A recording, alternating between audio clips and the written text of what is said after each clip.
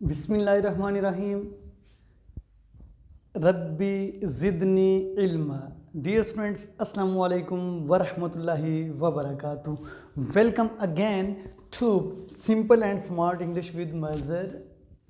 Today we are going to learn a very important lecture that is about the use of is, am, are, was, were, will be and shall be।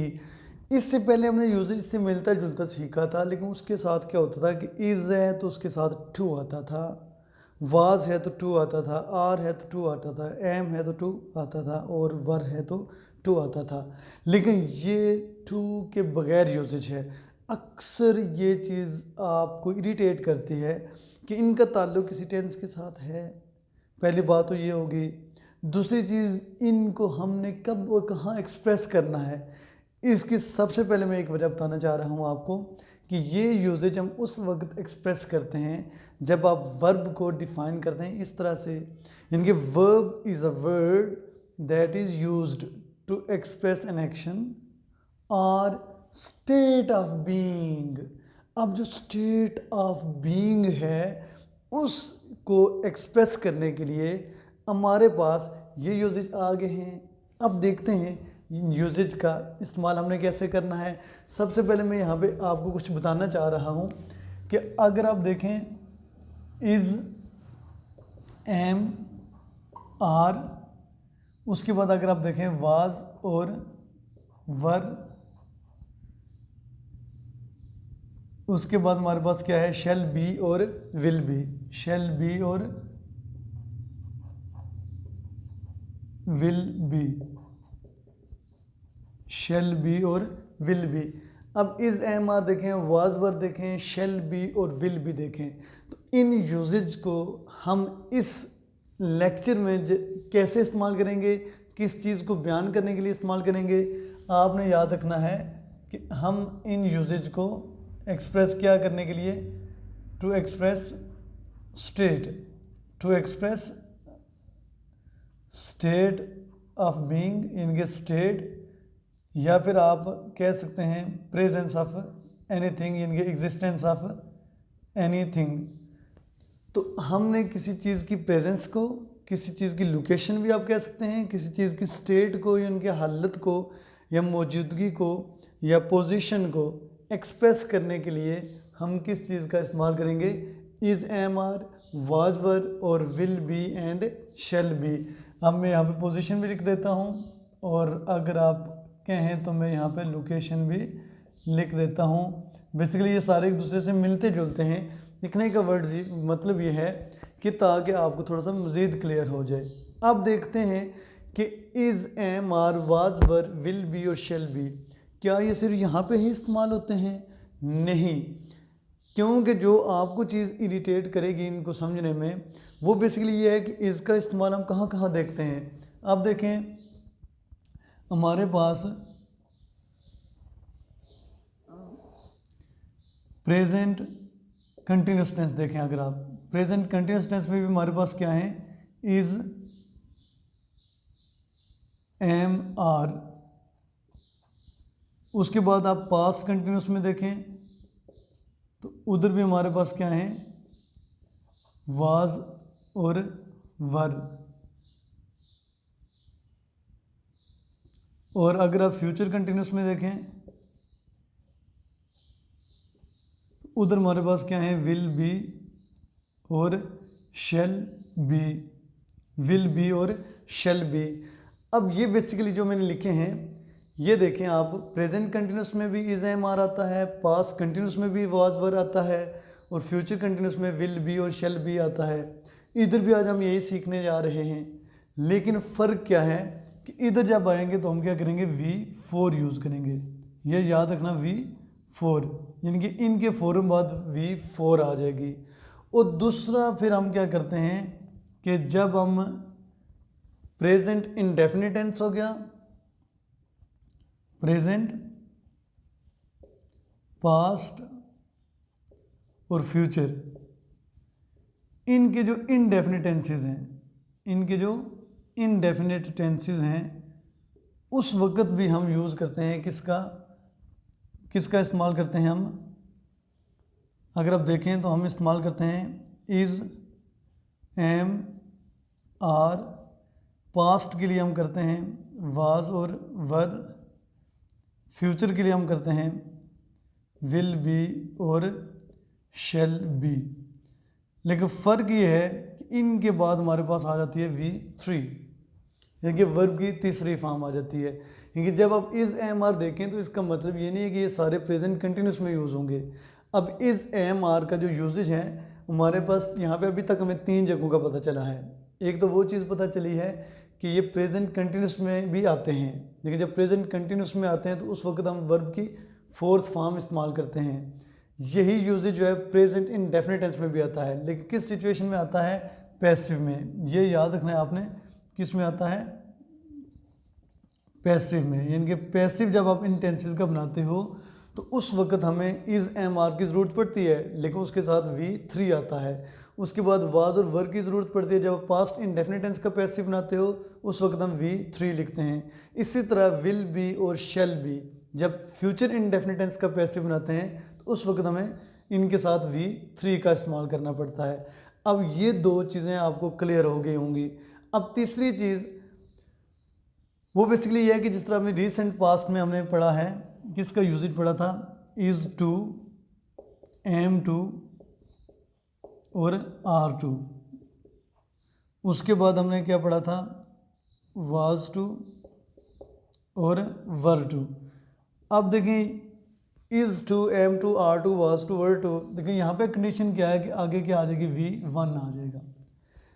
यहाँ पे जब is to, M to, are to, was to, were to आएगा, वैसे आप देखें जो आज use हम पढ़ने जा रहे हैं इनके साथ टू का इस्तेमाल नहीं है, लेकिन अगर टू का इस्तेमाल होता है तो मीनिंग भी चेंज हो जाता है।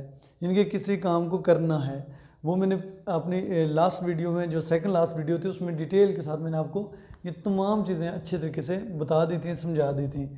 अब जब is to, M to, are two आ जाएगा तो उसके बाद भी हम वर्ब की फॉर्म यूज़ करेंगे, इनके V1 होगा।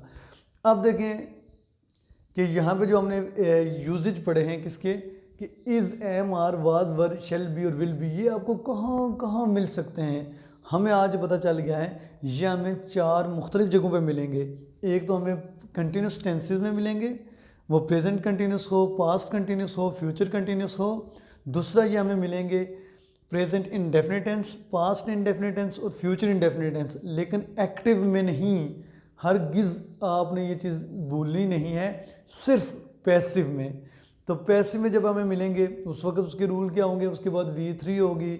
उसके बाद हमें ये is to, M to, are to मिलेंगे, लेकिन इज़ और एम के बाद अगर टू होता है तो टू के बाद हमारी वर्ब की कौन सी फॉर्म होगी? फर्स्ट फॉर्म होगी। होप सो यहाँ तक आपको समझ आ गया होगा। तो जो यूजेज आज हम सीख रहे हैं उनका एक्चुअल पर्पज़ क्या है, उनका एक्चुअल मीनिंग क्या है, ये आपके सामने लिखा हुआ है। टू एक्सप्रेस व्हाट, स्टेट, इनके हालत को एक्सप्रेस करने के लिए, एग्जिस्टेंस को, इनके प्रेजेंस को एक्सप्रेस करने के लिए, या पोजीशन को, या फिर लोकेशन को। अब देखते हैं कि वो कौन सी सूरत हाल हैं, वो कौन सी सिचुएशंस हैं जिनको हम सेंटेंसेस के अंदर कन्वर्ट करके आपके लिए मज़ीद आसानी पैदा कर दें। अब देखते हैं, सबसे पहले अगर मैं देखूं कि सेंटेंस स्ट्रक्चर क्या होगा, यानी कि अगर इन तीनों का, इनका सेंटेंस स्ट्रक्चर देखेंगे फिर इसका सेंटेंस स्ट्रक्चर देखेंगे, आपको वाज़ेह फ़र्क नज़र आएगा। अब देखें इसका सेंटेंस स्ट्रक्चर क्या है। सबसे पहले आप पॉजिटिव फिक्रा बनाते हो, सब्जेक्ट लिखते हो, उसके बाद आप इज़, एम, आर, वाज, वर और ये विल बी और शेल बी भी आप ऐड कर सकते हैं, ठीक है। तो उसके बाद क्या लिखोगे? ऑब्जेक्ट लिखोगे। बाकी जितने भी ये हमने पढ़े हैं इनके बाद आगे हम वर्ब की फॉर्म लगाते हैं, इनके वर्ब लगाते हैं, लेकिन यहाँ पे हम वर्ब का इस्तेमाल है, मेन वर्ब का इस्तेमाल नहीं कर रहे। यहाँ पे मेन वर्ब का फंक्शन यही प्ले कर रहे होते हैं, ठीक है, जो हेल्पिंग वर्ब हैं। अब सब्जेक्ट हो गया, हेल्पिंग वर्ब हो गया, उसके बाद ऑब्जेक्ट हो गया हमारे पास। उसके बाद जब नेगेटिव बनाएंगे तो नेगेटिव बनाने के लिए हमारे पास सबसे पहले हम लिखेंगे सब्जेक्ट। सब्जेक्ट के बाद हमारे पास आ जाएगा इज़ नॉट। अगर एम है तो फिर एम नॉट हो जाएगा, आर है तो फिर आर नॉट हो जाएगा, फिर वाज है तो वाज नॉट हो जाएगा, और वर है तो फिर वर नॉट हो जाएगा। प्लस हमारे पास क्या आ जाएगा? ऑब्जेक्ट आ जाएगा। उसके बाद अगर आप देखें इधर इंटेरोगेटिव जब बनाएंगे, इनके सवालिया बनाएंगे, हम इन हेल्पिंग वर्ब्स को, इन यूजेज को फिक्रे के शुरू में ले आएंगे, इज़, एम, आर, वाज और वर। उसके बाद हम लिखेंगे सब्जेक्ट, फिर हम लिखेंगे ऑब्जेक्ट। उसके बाद अगर आप देखें negative plus interrogative, is am are was verb क्या आ जाएंगे, फिक्रे के शुरू में आ जाएंगे। उसके बाद हम लिखेंगे सब्जेक्ट, सब्जेक्ट के बाद हम लिखेंगे नॉट, नॉट के बाद हम क्या लिखेंगे, ऑब्जेक्ट लिखेंगे। इसी तरह विल बी और शेल बी को भी हमने ऐसे ही करना है, लेकिन उनके सेंटेंस जब हम बनाएंगे, सेंटेंस स्ट्रक्चर में जो तब्दीली आएगी, जब हमने नेगेटिव बनाना होता है तो विल और बी के दरमियान नॉट लगा देते हैं। इसी तरह शेल और बी के दरमियान नॉट आ जाएगा। जब इंटेरोगेटिव बनाएंगे तो इधर हमारे पास विल बी, विल आ जाएगा, शेल आ जाएगा, और उसके बाद सब्जेक्ट के बाद फिर बी आएगा, फिर ऑब्जेक्ट आएगा। ठीक है, अब देखते हैं जब सेंटेंसेस आप देखेंगे तो आपको खुद आइडिया हो जाएगा कि जो मैं अभी बात बता रहा हूँ क्या वो सेंटेंसेस के ऊपर अप्लाई भी हो रही है या नहीं। अब देखते हैं, सबसे पहले प्लीज़ पूरी अटेंशन के साथ, पूरी तवज्जो के साथ लेक्चर को सुनिएगा, तब जाके कुछ ना कुछ आपको समझ आएगी। जब आप एक लेक्चर को सुन रहे हैं, जब आप देख रहे हैं कि थोड़ी सी तेज़ी के साथ आपको पढ़ाया जा रहा है या बोला जा रहा है, यही चीज़ सोच ली जाती है कि जब आप कंसंट्रेशन के साथ लेक्चर सुनेंगे तो फिर तो कोई इशू नहीं होगा। हाँ, अगर आपने कंसंट्रेशन अपनी लूज़ कर देते हैं या कंसंट्रेशन आपकी इधर उधर हो जाती है तो फिर डेफिनेटली आहिस्ता पढ़ाया जाए या तेज़ पढ़ाया जाए, समझ फिर भी आपको कोई नहीं आनी। तो अब देखना यह है कि इस वीडियो को जब फर्स्ट टाइम आप प्ले करते हैं तो कितनी आपको समझ आ जाती है। उसके बाद अगर बीच बीच में कहीं पे प्रॉब्लम आता है तो आप वीडियो को रिवर्स कर सकते हैं, फिर सुन सकते हैं। इनके ये जब आपके पास वीडियो आ जाएगी तो ये आपकी एक प्रॉपर्टी बन जाएगी, उसको जब मर्जी जिस वक्त भी आप यूज़ करना चाहें कर सकते हैं। अब देखते हैं सेंटेंसेस बना के। फ़र्ज़ करें मैं, आप अक्सर आपने देखा होगा कि most of the time I usually ask the students that how are you, आप कैसे हैं, are you fine, are you here, are you there, are you in classroom, are you standing, are you in Islamabad, are you in Mirpur, are you in Lahore, are you in UK, are you in UAE. So जब ये sentences इस तरह के बोले जाते हैं तो definitely इस यूजेज का इस्तेमाल किया जाता है जो आज हम सीखने जा रहे हैं। अब देखें कि आपसे जब पूछा जाए हाउ आर यू, आप कहते हैं I am fine, I am fine. अब ये कौन सा टेंस है, प्रेजेंट इंडेफिनिट टेंस है, तो डू और डज आते हैं। प्रेजेंट कंटिन्यूस, हाँ, इस एम आर तो वहाँ पे आता है, प्रॉब्लम क्या है फिर, हाँ इज़ एम आर वहाँ पे आता है, लेकिन उस इज़ एम आर के बाद वर्ब की फोर्थ फॉर्म होती है आई एम फाइन। यहाँ पे वर्ब की फोर्थ फॉर्म है ही कोई नहीं है, वर्ब नज़र ही नहीं आ रहा हमें। उसके बाद अच्छा ये प्रेजेंट इंडेफिनिट टेंस में यूज़ होते हैं इज़ एम आर, लेकिन वहाँ पे वर्ब की तीसरी फॉर्म होती है साथ आई एम फाइन, यहाँ पे वर्ब की तीसरी फॉर्म भी नहीं है। अच्छा is to, M to, are to तो हैं, लेकिन मैं जब कहता हूँ कि आई एम फाइन तो इसमें टू तो बीच में कोई नहीं है। तो इसका मतलब क्या हुआ कि जो आज का हम यूजेज सीखने जा रहे हैं इसमें एक कंडीशन बतानी होती है, एक स्टेट हालत बतानी होती है, पोजीशन बतानी होती है, फीलिंग्स बतानी होती हैं कि आप अब किस कंडीशन में हैं, किस स्टेट में हैं, किस हालत में हैं। अब देखते हैं कि सेंटेंसेस कैसे जनरेट करता हूँ। फॉर एग्जांपल मैं आपसे कहता हूँ मैं ठीक हूँ, I am fine, I am fine. Sentence structure लिखे हुए हैं, इनको आप फॉलो कर लीजिएगा। यहाँ पे मैं सिर्फ सेंटेंसेस की प्रैक्टिस करवाऊँगा आपको। आई एम फाइन, अगर आप पास्ट में थे तो क्या कर देंगे आप, आई वॉज फाइन। अगर आप फ्यूचर में होते हैं तो क्या कर देंगे आप, आई विल बी फाइन भी कह सकते हैं और शेल बी फाइन कह सकते हैं, लेकिन आई और वी के साथ हम शेल इस्तेमाल करते हैं, बाकी सब के साथ हम विल इस्तेमाल करते हैं। लेकिन स्पोकन इंग्लिश में जो इस्तेमाल होता है ज़्यादा वो क्या होता है, will be rather than shall be. उसके बाद हमारे पास ये तीन चीज़ें हो गई। अब इन्हीं चीज़ों को हम नेगेटिव अपनाएंगे तो क्या हो जाएगा, I am not fine. Sentence structure आपके सामने है, उसको देख लीजिएगा। आई एम नॉट फाइन, तो इधर मैं जब करूँगा तो मैं क्या कहूँगा, पास्ट में आई वॉज नॉट फाइन। उसके बाद आगे आप देखें तो इधर क्या हो जाएगा हमारे पास, I shall not be fine, I shall not be fine. इनमें और इसमें डिफरेंस आपको नज़र आ गया होगा। कि इधर शेल और बी के दरमियान क्या आ गया है, नॉट। जब इसको मैं आगे मूव करूँगा तो मैं क्या करूँगा, एम आई फाइन, क्या मैं ठीक हूँ, वाज आई फाइन, क्या मैं ठीक था, shall I B fine, shall I be fine, क्या मैं ठीक हूँगा। इसी तरह जम करें आगे आप तो क्या होगा, क्या मैं ठीक नहीं हूँ, am I not fine, am I not fine. तो मैं कहता हूँ क्या मैं ठीक नहीं था, was I not fine, was I not fine. तो इधर क्या हो जाएगा, shall I not be fine, shall I not be fine. इधर भी आपको नज़र आ गया होगा कि ये सेंटेंस किस तरह बना है, ये भी आपके सामने है। इनकी इन दोनों से डिफरेंट इसलिए है कि इधर शेल और बी दो मिल के एक हेल्पिंग वर्ब बनता है, तो इस वजह से हमने इसको क्या किया है, ऐसे किया है। अब देखें ये लेक्चर जो है बेसिकली किस चीज़ को एक्सप्रेस करता है, आपकी स्टेट को एक्सप्रेस करता है। अब मैं कुछ सेंटेंसेस यहाँ पे लिखूँगा, आपने इनको क्या करना है, प्रैक्टिस में लाना है। प्रैक्टिस कैसे करनी है आपने, देखें। सबसे पहले मैं एक सेंटेंस लिखता हूँ यहाँ पे, ये आपके लिए एक टास्क है जिसको आपने करना है हर सूरत में।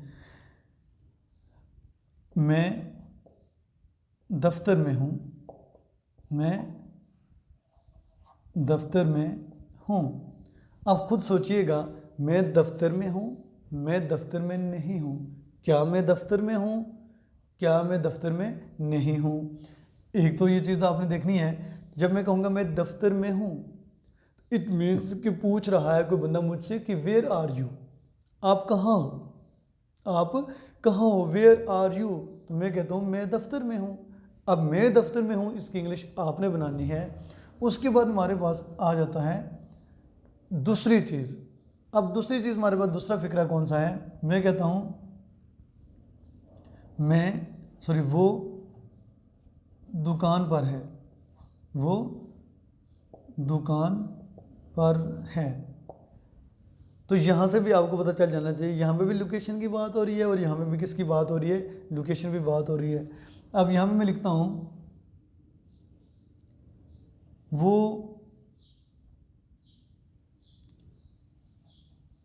ठीक था,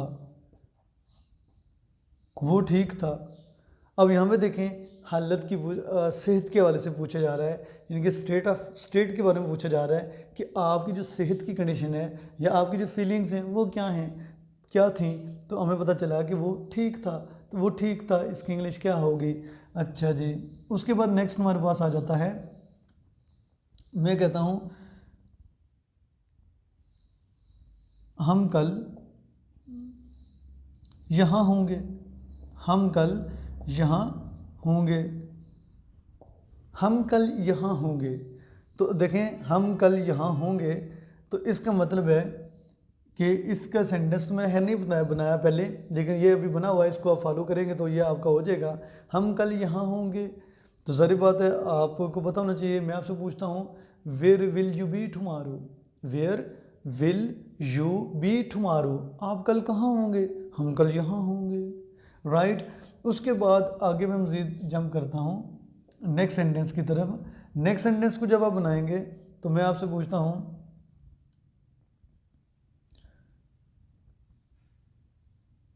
मैं उम्मीद करता हूँ कि वो ठीक होगा, मैं उम्मीद करता हूँ कि वो ठीक होगा। अब ये ठीक होगा, मैं उम्मीद करता हूँ कि वो लाहौर होगा, मैं उम्मीद करता हूँ वो क्लास में होगा, मैं उम्मीद करता हूँ वो ठीक होगा। तो इनके सेंटेंसेस ये आपको एक प्लेटफॉर्म दिया गया है, आपको इनके इसमें सेंटेंसेस लिख के एग्जांपल्स के ज़रिए समझाया गया है। आप इनसे मज़ीद सेंटेंसेस जनरेट कर सकते हैं, राइट। अब जब इसका पॉजिटिव बनाएं, देखें मैं दफ्तर में हूँ, तो अगला बंदा जो होगा वो किस तरह का सवाल पूछेगा, तो जब जिसके जवाब में आप कहेंगे मैं दफ्तर में हूँ, और किस तरह का वो सवाल पूछेगा जिसके जवाब में आप कहेंगे मैं दफ्तर में नहीं हूँ। सवाल तो एक ही होगा, वेयर आर यू, आप कहाँ हो। अगर आप दफ्तर में कहेंगे आई एम एट ऑफिस, अगर आप दफ्तर में नहीं हैं तो डेफिनेटली आप बोलेंगे मैं दफ्तर में नहीं हूँ। अब देखना है कि मैं दफ्तर में हूँ, वो दुकान पर है, वो ठीक था, हम कल यहाँ होंगे, मैं उम्मीद करता हूँ कि वो ठीक होगा। आप कल कहाँ थे? Where were you yesterday? आप कल कहाँ थे? मैं कल लाहौर था। I was in Lahore yesterday. अच्छा, कल आप कहाँ होंगे? Where will you be tomorrow? मैं कल लाहौर होऊंगा। I will be in Lahore tomorrow. Where are you at the moment? I am in Lahore. Right, hope so कि लेक्चर को मैंने थोड़ा सा आसान किया है, सिंपल किया है, शॉर्ट किया है। ये लेक्चर सुनने के बाद आपको कम से कम ये चीज़ें एक्सप्रेस करना आ जाएंगी। अब आपको पता होना चाहिए इस एम आर जो है प्रेजेंट सिचुएशंस के लिए, वाज और वर्क किसके लिए है? पास्ट के लिए, और विल बी और शेल बी फ्यूचर के लिए। होप सो आज का लेक्चर आपके लिए काफ़ी हेल्पफुल रहेगा, आपके लिए काफ़ी फ्रूटफुल रहेगा। ये सेंटेंसेस मैंने कुछ लिखे हैं, इनको मद्देनज़र रखकर मज़ीद सेंटेंसेस आप खुद से जनरेट कर लेना। किसी किस्म का कन्फ्यूजन आता है तो आप हमारे व्हाट्सएप नंबर पर कांटेक्ट कर सकते हैं, और इसके साथ साथ आप कमेंट्स बॉक्स में कमेंट करके अपने ख्यालात का इजहार कर सकते हैं कि आपको ये लेक्चर कैसा लगा, और मज़ीद इसके अंदर क्या इम्प्रूवमेंट आपको चाहिए, प्लस कोई कन्फ्यूजन है, क्वेश्चन है, या किसी टॉपिक की डिमांड है आपसे, तो आप कमेंट बॉक्स में लाजमी कमेंट कीजिएगा, ताकि आने वाले दिनों में आपको उन चीज़ों के ऊपर लेक्चर दिया जाए जो चीज़ें आपको ज़्यादा कंफ्यूज करती हैं, जो चीज़ें आपके लिए ज़्यादा प्रॉब्लमेटिक हैं। होप सो कि आपको मेरा लेक्चर आज का समझ आ गया होगा। Now the timing of this session has ended. I think it's alright for now. It's also very very nice to talk to you, nice to present you, have a nice discussion and have a nice session. Take care of yourself, wish you the best of luck, may you live long. Okay, bye bye and Allah Hafiz as well.